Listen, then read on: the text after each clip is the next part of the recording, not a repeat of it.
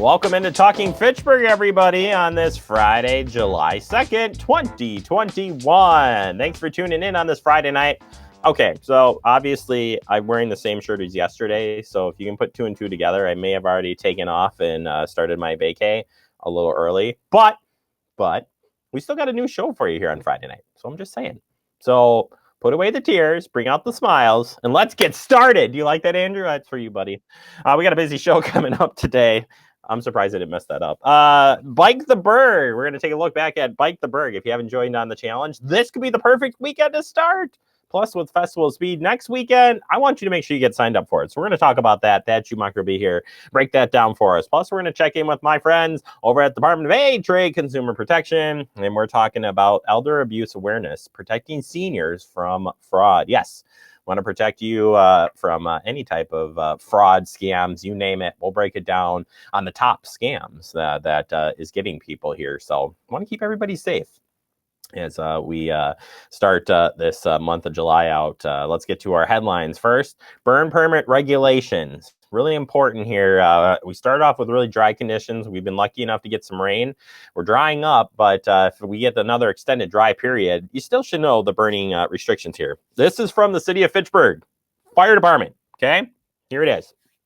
Any open recreational or cooking fire shall be constantly attended by a competent person until such fire is extinguished. This person shall have a garden hose connected to a water supply or other fire extinguisher equipment readily available for use. Who needs a permit? If you are a resident of the city of Fitchburg who wishes to burn any approved materials as detailed below, a burn permit is required per the ordinance Division 2. What can you burn? Tree limbs and brush may be burned. The burning of all other materials is prohibited. This includes, but not limited to, leaves, grass, clippings, garden debris, and trash. For approved ways to dispose of any organic or inorganic materials, check in to the recycling guide for more information. Public Works Solid Waste, where you can burn, you gotta be careful. All conditions that could cause a fire to spread within 25 feet of a structure must be eliminated prior to igniting a fire, by the way. Open burning can only be conducted outside of the urban service area, the gray area on the map. If you click on the map, when you're in this, open burning is classified as any burning that does not take place in a commercially made fire pit or outdoor fireplace.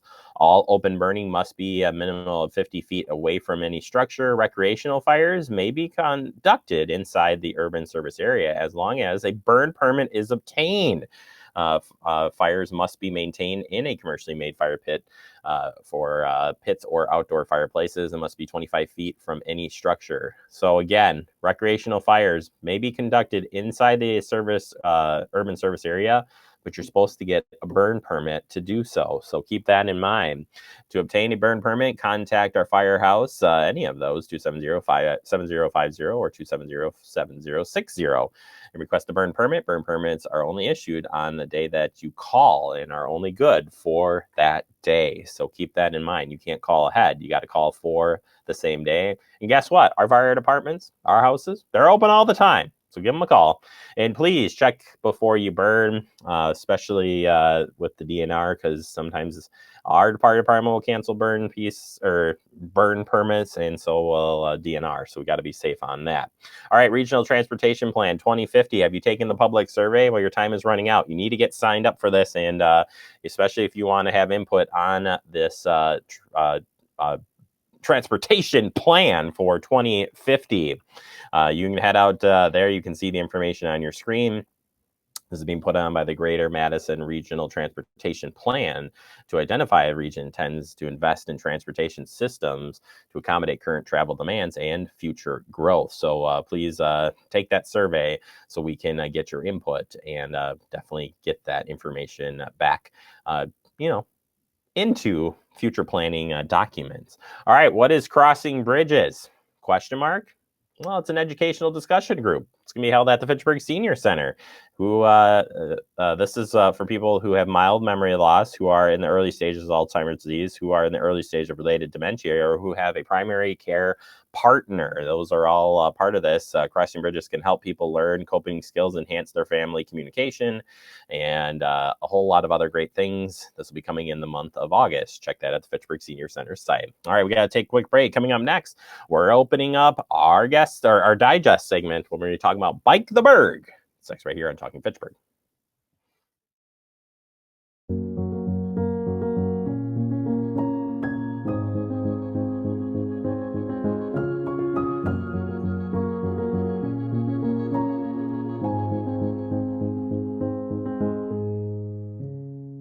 Gaining weight was easy. All I had to do was sit down and eat. Losing weight's a lot harder. I have to work at it every day. But with every step, I lower my risk for type 2 diabetes and heart disease. And that makes every step, every choice, every day very much worth the effort. Learn how you can help stop diabetes by losing weight, eating healthy, and staying active. Visit checkupamerica.org or call 1-800-DIABETES. We're all just trying to keep things running for those who rely on us. Ready! That's why we don't have time to be sick with the flu. And especially this year, no one has time to get sick. Get a flu shot for yourself and those around you too. Welcome back into Talking Fitchburg. Join me today from Fitchburg Family Pharmacy, the all-star, I call him, Thad Schumacher here today.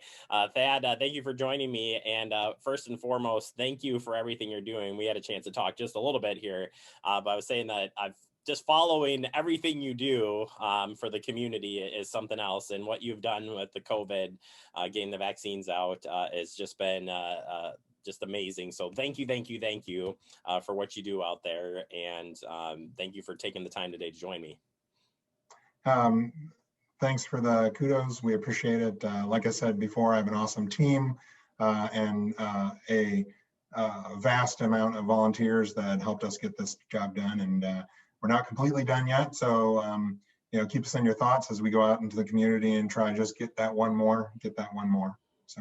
Yeah, nope. I just blown away with the work you've done, and very excited to talk about this because for people who don't know you, you're a big biker, and we're today talking about Bike the Burg, a new event here in the city of Fitchburg.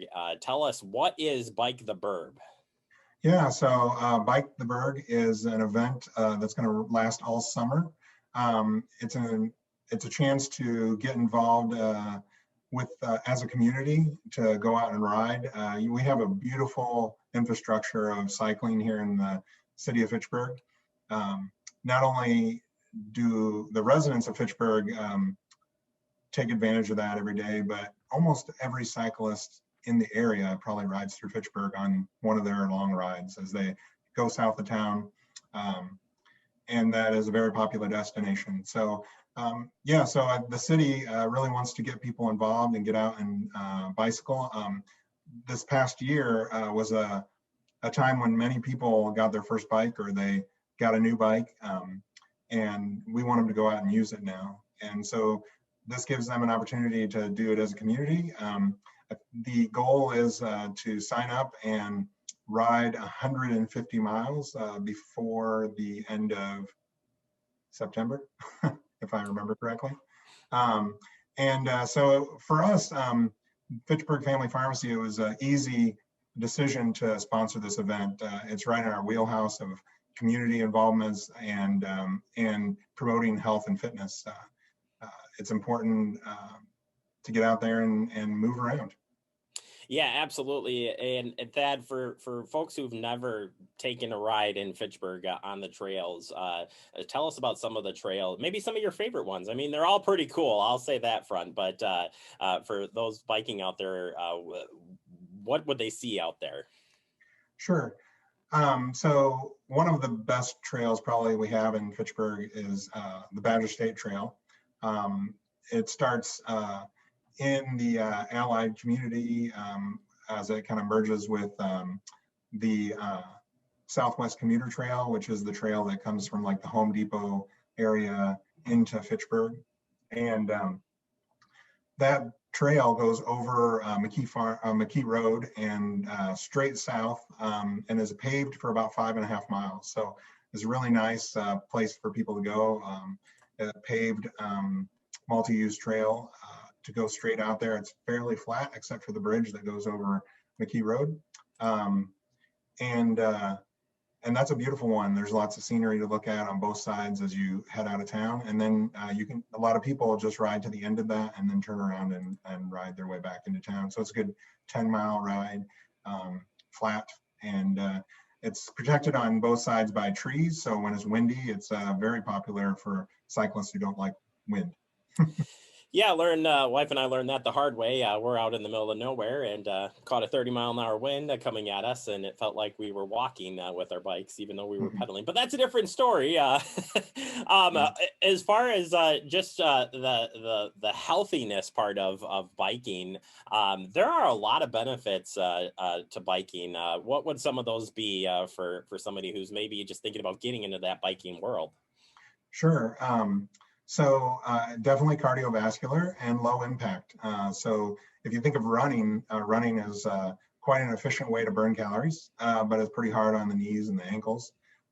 So you get a lot of the same benefits as a cycling, riding a bike, as you do running, but you have less impact on those joints. So it can build endurance as well.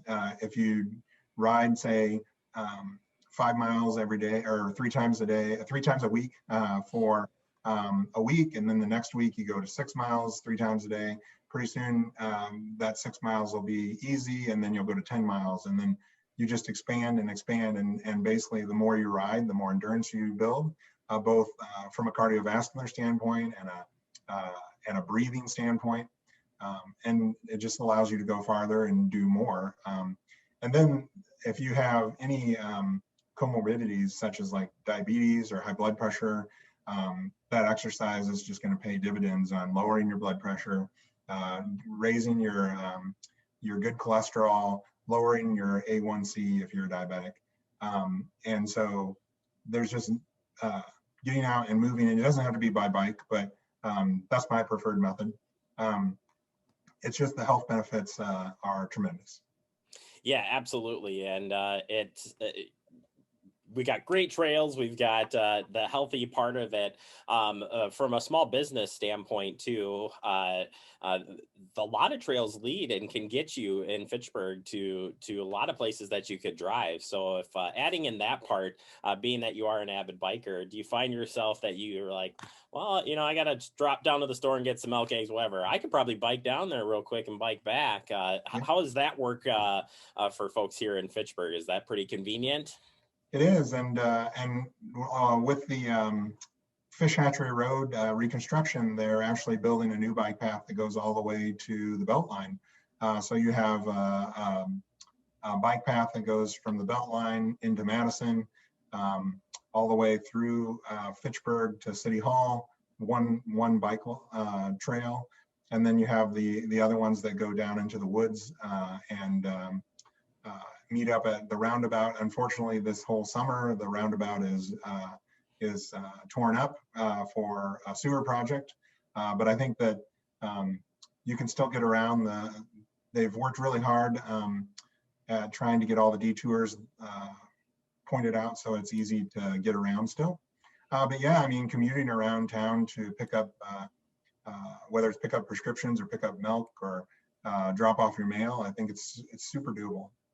Yeah, I think that's something that attracts me when I'm thinking about biking and being in Fitchburg. It's easy to get to a lot of the businesses here, which I think is really important, especially since the COVID. We've really got an opportunity to check out our local businesses even more for good reason.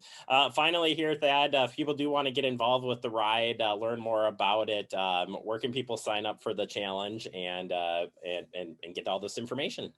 You bet. You can go to the Fitchburg Chamber website, and there'll be a link there. I'll make sure to put a link to it on our Facebook page today. Yeah, and I think if you Google Bike the Burg, it'll come up. So Yep, Bike the Burg is there. It's right on the Chamber's website, so you can sign up for that. Thad, thank you so much for your time. And again, thank you for all your hard work. And hopefully we'll catch you on the trail out there. Sounds good. All right. Thad Schumacher from Fitchburg Family Pharmacy, proud sponsor this year of the Bike the Burg. And like I said, it's easy to get out and bike. And there's so many great benefits here in Fitchburg to make that just a little bit easier as well. We'll take a quick break. More to come. You're watching Talking Fitchburg.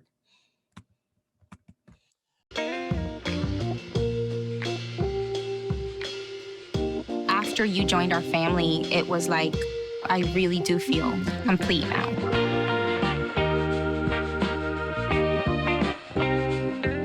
Our hearts are made stronger by how we treat others. Put her there. The light you share can impact those around you, but so can the darkness. Later, twerps. Did Pete saying mean things bother you? So when you reach out to another person, take a moment to consider how they will feel and let your heart be the key to making a difference. Because of you, someone's entire day, year, or even life can change. In every heart, there's hope.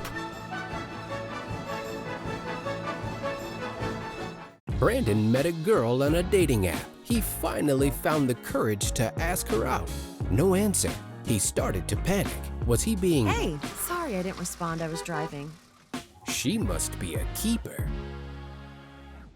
Welcome back into Talking Fitchburg. Joining me today from the Department of Ag, Trade, Consumer Protection, it's Michelle. She's back. Michelle, how are you doing? Welcome back to the show. Well, thanks for having me back, and I'm doing well, thanks. Well, today we're talking about elder abuse awareness, protecting seniors from fraud. All this month is Elder Abuse Awareness Month. So we want to do everything we can to stop those fraudsters out there. But definitely in the older population, we want to give this, as many safety tips as possible, because we see a lot of scams that target that specific age group. So as I look at the list here, things we've crisscrossed in the past when it comes to this, but overall, the message from DATCP is? Please protect our seniors. Reach out. Be sure that you are talking with your loved ones who are aging. Find out what they're doing, who they're engaging with, what conversations they have, who's calling them. That will really help start the conversation, as opposed to making it really accusatory, and questioning their judgment. It's important that we find out who is interacting with them, to be sure that we can monitor the situation and be sure that these fraudsters and identity thieves aren't taking advantage of our loved ones and the aging population in Wisconsin. So a few things that we have available. We have the Consumer Protection Hotline. It's a great resource for anyone to ask questions, but we are there for our seniors to be sure that we can help them identify a scam. We have the Wisconsin Senior Guide. It's a document. It's a real publication. You can get your hands on it by calling the hotline, and we'll mail it out to individuals who want a reference guide about all these scams. It's about a 50-page booklet that summarizes the ones that we know about that are consistent, show up year after year, cycle after cycle, seasonally, if you will, as well, and really try and target seniors while they really do impact everyone, though. You can also download that resource on a tablet or on a computer to have handy if you are traveling as well. And then we have fact sheets, and of course, filing a complaint is available should you find yourself at a loss or mixed up in one of these situations. Some of them we can help people through and try and get money back. Others, they're flat out thieves and hard to track, but it alerts us to the situation when you file a complaint and helps us make others aware. And it could accelerate into a national case and be part of something that's looked at the national level by the Federal Trade Commission, of which we partner with regularly. So those are the resources. If you want, I can go through some of the highlights of the different scams that target our seniors. Well, certainly we do want to talk about that, but I'm glad you pointed out the stuff that you have available out there, especially in this realm. I've gone through it many times. It's great. It's easy reads. It's very understandable stuff, and reporting it couldn't be any easier. And if somebody isn't comfortable filling out an online form, can they call call in and will you guys help somebody walk through either how to do it or just take the report in general? Yeah, so if you aren't comfortable filling out the form online, certainly call the Consumer Protection Hotline and we can mail out a hard copy form.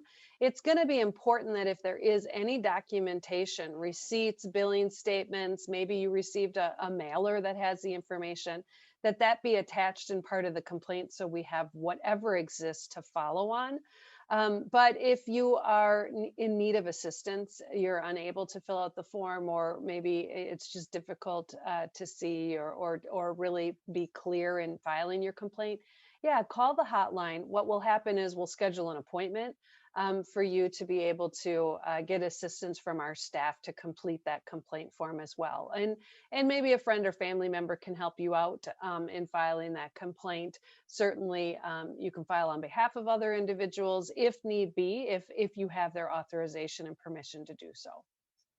Yeah, no, good to know. I think that's very helpful for people. Don't want you to be intimidated by the process either of reporting it. Is very easy. I've submitted a couple myself, so it's good. I want to know how the process works, and I want to catch these fraudsters. All right, scams. Again, looking down the list here, I see just the frequent ones. Social Security, Medicare scams, top of the list, and it's top of your list as well. It is, the traditional government imposter scam, and I hate to use the word traditional now, but it's been around for so long. We first saw government imposter scams with the IRS calling you, but now it's really high demand with Social Security Administration and Medicare scams. These are imposters. This is not the real government giving you a phone call, but they threaten or intimidate you by making you feel vulnerable because they say that your Social Security account or your Medicare account is at risk unless you verify that information. And they're really just trying to get your personal information and your money there. So this is something to hang up on if you receive this call. If your caller ID makes it look like one of these organizations, these government agencies are calling you, don't trust that. They spoof that caller ID. They misrepresent that caller ID, trying to entice you into answering the phone. So just ignore this one and don't answer if you're able to do that. Another very popular one, is the sweepstakes scams that are out there. And this is where they really just want you to pay for something, taxes or fees on your winnings that you, if you didn't enter a contest, how is it you're winning something? And certainly you don't have to pay these taxes and fees if you've won. Are you sure you don't have to pay to win something? I mean, I don't know.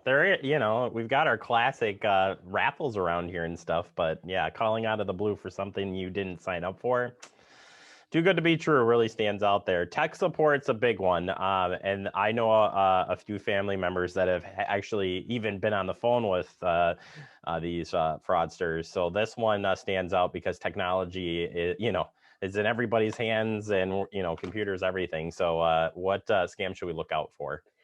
Yeah, tech support. We saw a really large spike in the Apple iCloud account. Apple calling you because your iCloud account was in risk of having been accessed by someone else or hacked, if you will.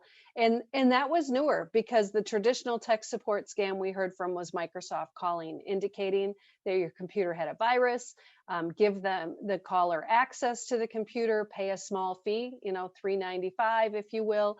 And along with that access, they will fix the problem for you. But there's two issues here. Your computer doesn't send waves out to anybody to let them know you have a virus.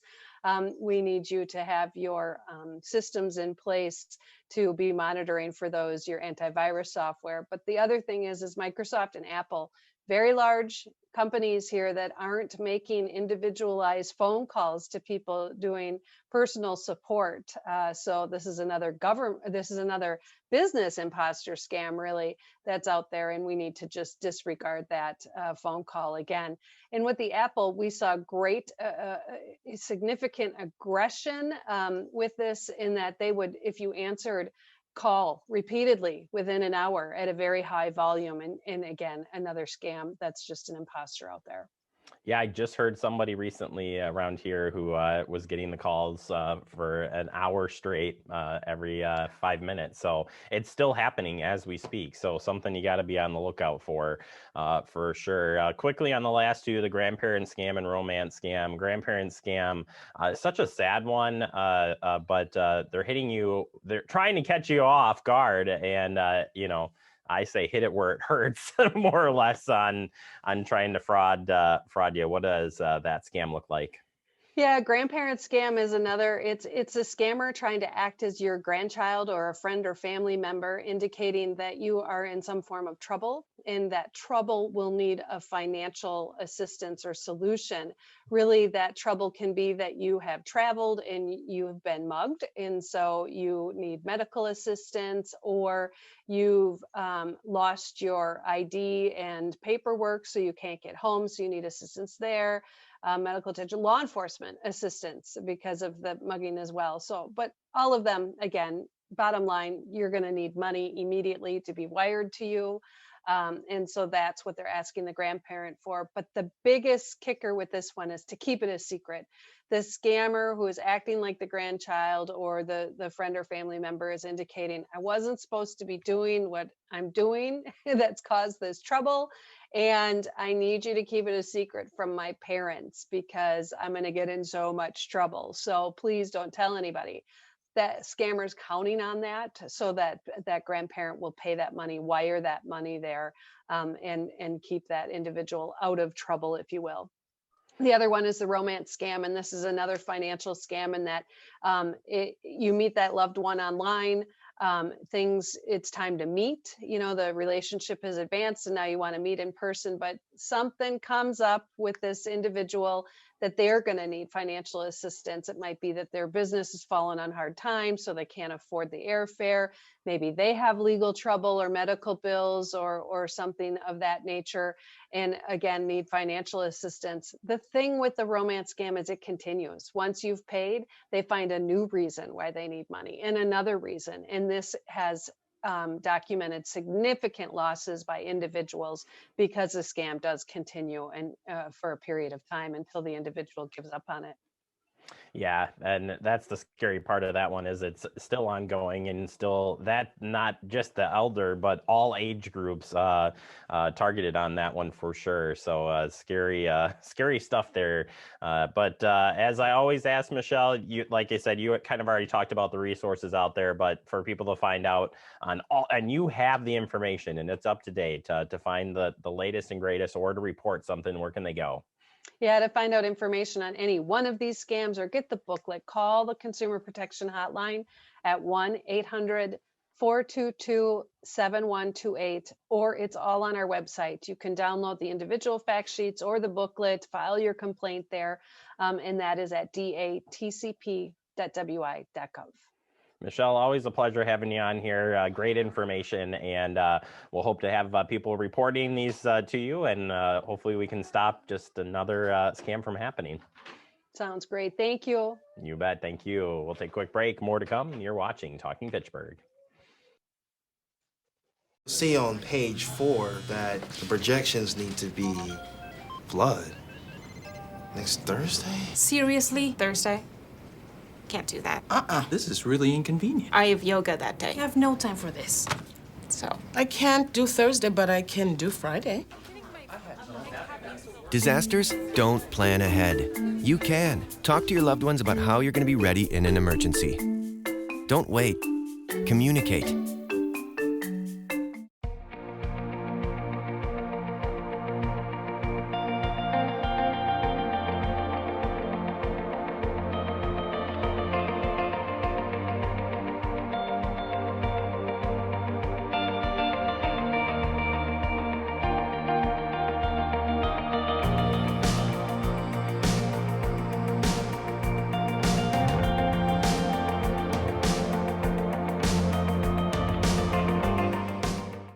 Welcome back into Talking Fitchburg, wrapping up the show for the day. I want to thank Michelle from the Department of Trade Consumer Protection helping us out, keeping you seniors safe. That's what we like to do here. And of course, Thad Schumacher for talking to us about Bike to Burg. Get yourself signed up. Perfect weekend to do some biking. And when you're not biking, perfect time to tune into Fact TV. Have a great weekend.